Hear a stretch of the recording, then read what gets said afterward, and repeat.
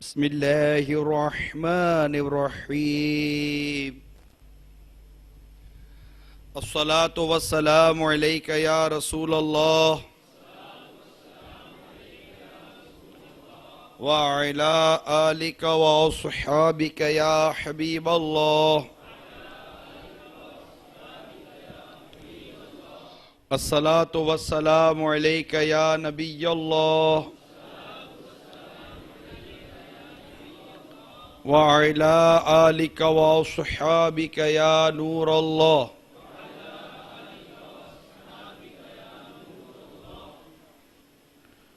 رحمت عالم نور مجسم شاہ بنی آدم صلی اللہ تعالی علیہ وآلہ وسلم کا فرمان عالی شان ہے، تم اپنی مجلسوں کو مجھ پر درود پڑھ کر آراستہ کرو، تمہارا درود پڑھنا قیامت کے روز تمہارے لیے نور ہوگا۔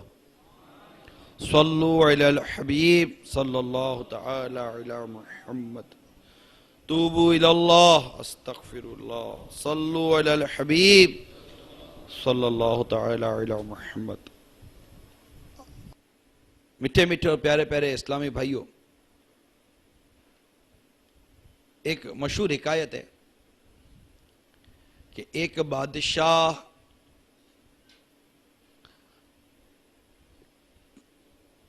کہیں جا رہا تھا کہ اچانک ایک پتھر اڑتا ہوا بادشاہ کی جھولی میں گرا۔ جب بادشاہ نے پتھر کو دیکھا کہ اس کو پتھر لگا، اس نے اپنے خداموں کو حکم دیا کہ جا کر اس شخص کو ڈھونڈو جس سے پتھر پھینکا ہے۔ تو خدام گئے اور ایک گنوار قسم کا شخص تھا جو کسی باغ وغیرہ میں کھڑا تھا، اسے پکڑ کر بادشاہ کے آگے کھڑا کر دیا۔ بادشاہ نے اسے پوچھا کہ کیا یہ پتھر تم نے پھینکا ہے؟ تو اس نے کہا جی یہ پتھر میں نے پھینکا ہے، معاف فرما دیجئے، بھول ہو گئی، میں تو وہ کوئی درخت سے چیز توڑ رہا تھا، پتھر پھینک کر توڑتے نا، تو یوں پتھر اڑا اور آپ کو لگ گیا، معافی کا طلبگار ہوں۔ بادشاہ نے پوچھا جانتے ہو پتھر کیا ہے؟ کہا نہیں۔ کہا یہ قیمتی ہیرا ہے، یہ قیمتی ہیرا ہے۔ اس نے کہا میں نے تو سارے پتھر مار دیے، تو یہ آخری بچا تھا جو آپ کی جھولی میں اگر گر گیا۔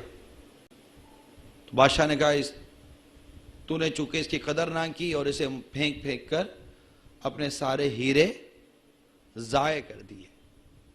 اب وہ سوائے افسوس کے کیا کر سکتا تھا؟ حکایت بڑی مختصر ہے مگر اس میں سبق بڑا جامع ہے کہ جس طرح اس دیہاتی شخص نے ہیرے کی قدر نہ کی اور ہیرے اس نے ضائع کر دیے، آج کئی انسان اپنے وقت کی قدر نہیں کر پا رہا۔ وقت بھی ایک انمول ہیرا ہے۔ آپ کو یہ بات اس طرح عرض کروں کہ اس وقت آپ یہاں بیٹھے ہیں، فیضان مدینہ میں ہیں، بیان ہو رہا ہے، کچھ دیر پہلے نعتیں ہوئیں، آپ جب سے چلے یہاں آئے یہاں بیٹھے ہیں تو آلموسٹ آپ سے کوئی اچھی ہی باتیں ہوئی ہوں گی، کوئی گناہ بھرا ماحول آپ کو یہاں ملا نہیں ہوگا، صحبت بھی عاشقان رسول کے میسر ہوئی، آتے جاتے ہوئے کچھ قلب کی اور ذہنی کیفیت میں بھی آپ مثبت تبدیلی محسوس کرتے ہوں گے۔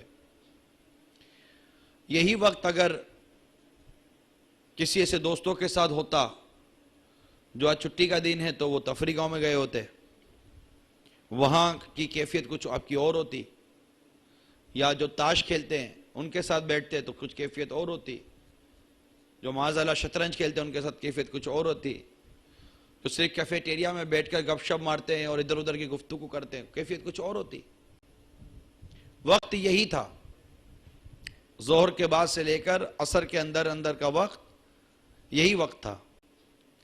چاہتے تو اس وقت کو گناہوں میں گزار دے، چاہتے تو اس وقت کو غفلت میں گزارتے، چاہتے تو اس وقت کو سونے میں گزارتے، چاہتے تو اس وقت کو نیکیوں میں گزارتے، چاہتے تو اس وقت کو نیکی کی دعوت دینے میں گزارتے، چاہتے تو اس وقت کو نیکی کی دعوت سننے میں گزار دیتے۔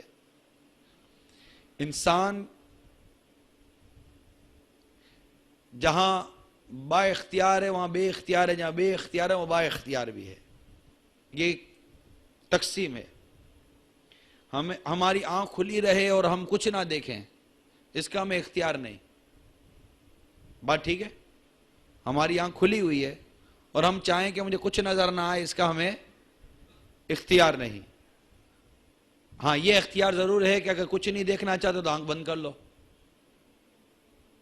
تو ایک جگہ ہم بے اختیار ہیں، ایک جگہ ایک اختیار بھی ہے۔